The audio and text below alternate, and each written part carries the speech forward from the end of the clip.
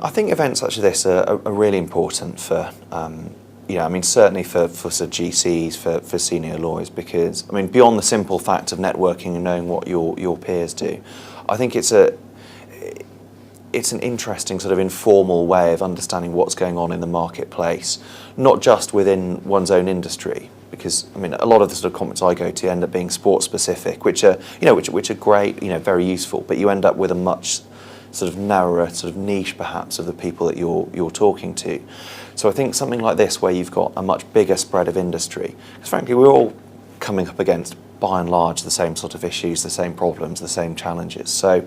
it's fascinating to see how people start from very, very different starting points, that you can really sort of challenge your preconceptions about, well, this is the problem and this is how we solve it.